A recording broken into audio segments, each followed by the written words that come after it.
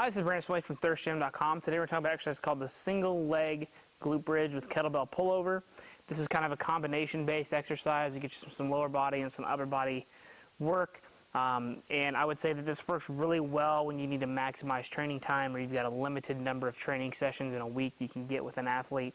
It's kind of a bang for your buck exercise to kind of basically supplement in some accessory work. So you can use a dumbbell. We like to use the kettlebell on our pullovers. I've talked about that in the past.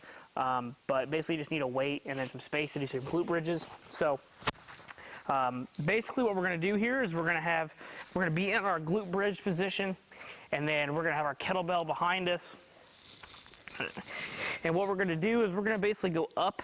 We're going to pull the kettlebell up, over our face, like we're going to do a regular pullover. Okay?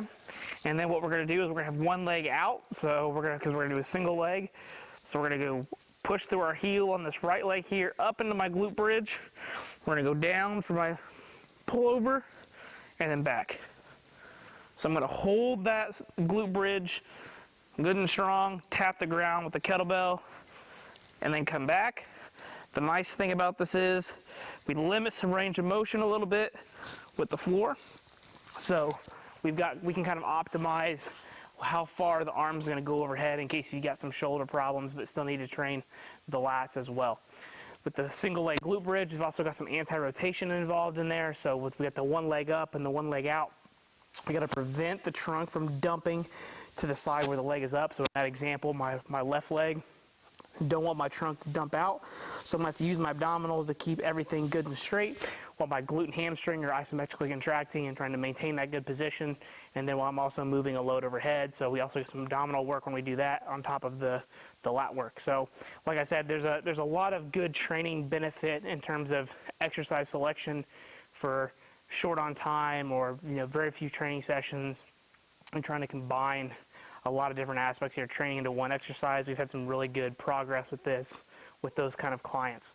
I would say we definitely, you program it, you got to understand you got two legs. So, if you're going to do 12 reps, you want to do 6 on one leg, 6 on the other.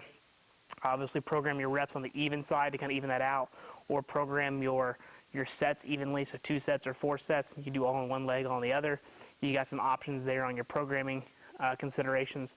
And like I said, I prefer the kettlebell. I think it just feels better, but by all means use a dumbbell if you would like.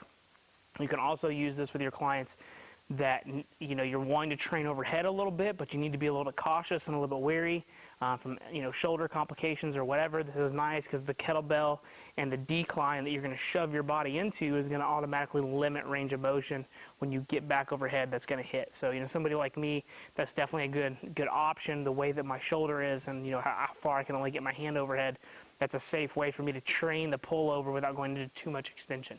So when we program these, like I said, it's usually 3 or 4 sets, and then we're looking 6 to 8 reps per leg.